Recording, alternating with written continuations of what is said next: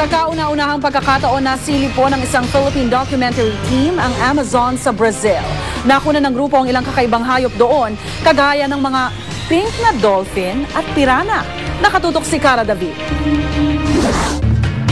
Marami na akong gubat na napuntahan, pero ang biyaheng ito, katuparan ng isang matagal ng pangarap. Ang Amazon River ang pinakamalawak na ilog sa buong mundo. Kung mapapansin ninyo, yung tubig dito, napaka-still niya. Hindi siya halos gumagalaw. Para nga siyang salamin eh. Ang Rio Negro ang tahanan ng mga kinatatakutang isda, ang piranha. Wait.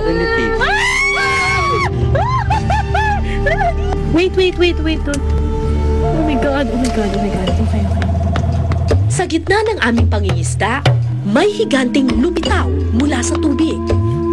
Ayon sa mga katutubo ng Amazon, nagpakita raw sa amin ang pink dolphin ng Rio Negro. Pink ang kulay nila dahil sa mga maliliit na ugat na makikita sa kanyang balat na lalong namumula kapag sila'y natutuwa. Sa lawak ng Amazon, inabot na kami ng dilim sa gitna ng ilog. Oh my God! Saan? Oh my God! Crocodile eyes! Saan? Ayun o, yung umiilaw. Mula sa Brazil, Cara David, nakatutok, 24 oras. Meron pong paparte ngayong araw na ito si Ilocos Sur Governor Luis Chavit Singson, doble pagdiriwang.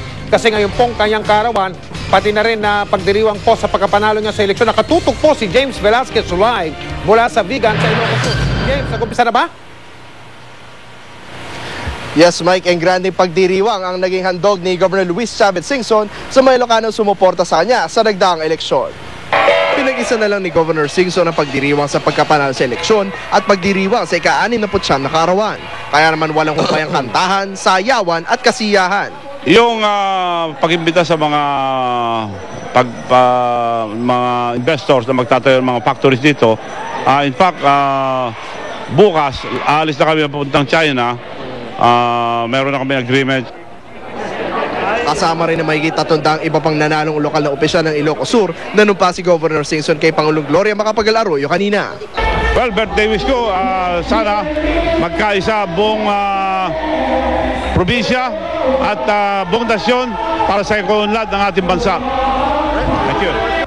Dumalo rin sa pagdiriwang ang kapuso star na si Iwamoto at ang TV host na si Willie Revillame. Matapos ang panunumpa, inikot ni Governor Singson ang mga miyembro ng media sa Baluarte Zoo. Ibinida pa niya ang kanyang mga bagong viewing room kung saan maaari nang mamahinga habang nilalasap ang ganda ng lugar. Dumating na rin dito ang pambansang kamao at sarangani Representative-elect Manny Pacquiao. Galing si Manny sa kanyang crash course on governance sa Maynila. Mahalaga na nandito ako sa birthday niya. Birthday wish ko sa kanya, good health and more blessings to come in his life. At may kasama nga dumating ng ating pambansang kamao at bagong sarangani representative na si Manny Pacquiao, ang kanyang asawa na si Jinky, at balak nila mag-overnight daw dito sa Baluarte ni Gobernador Singson para malasap nila ang ganda ng lugar. Mike? Maraming salamat, James Velasquez. Sa ibang balita, ginugunita po ngayong araw ang ikalawang anibersaryo ng paglubog ng MV Princess of the Stars. Hanggang ngayon, hindi pa rin matahimik ang mga kaanak ng mga pasahero, lalo na nung mga nawawala pa rin.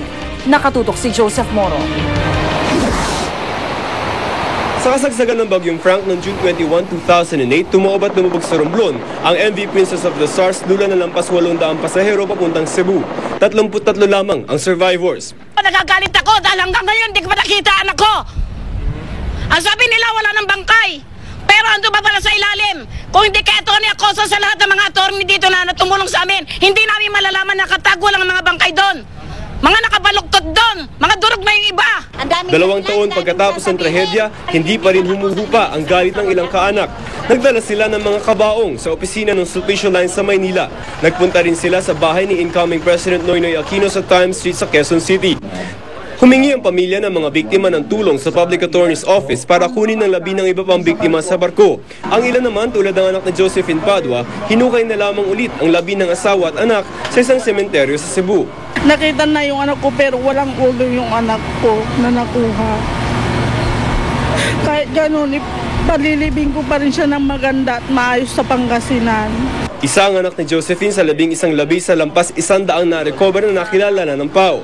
Ang labi ng kapatid ni Manuel Tambis na si Daniel, di pa rin makita. Nililinis namin yan, ini-examine isa-isa, ang minemeasure isa-isa.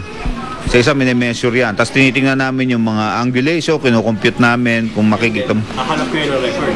Yes, minamatch namin ngayon sa mga record. Pero ang ikinagagalit ng PAO sa ibang ahensya ng gobyerno, bakit daw ititigilan ng Coast Guard ang retrieval operations gayong may mga bangkay pa sa loob ng barko? Hindi naman sementeryo ang karagatan. Ang sementeryo dapat dali sa lupa, ipaglamayan at ilibing ng maayos ang mga patay.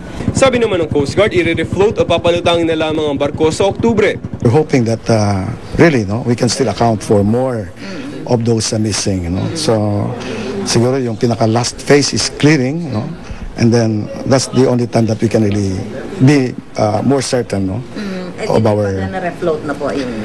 Yes, pag na-refloat na siya. Sa Cebu, gininatari ng mga kamag-anak ng biktima ang trahedya. Nagaling ng panalangin at nagpalipad ng mga puting lobo para sa kanilang mga mahal sa buhay. Joseph Morong, Nakatutok, 24 Oras.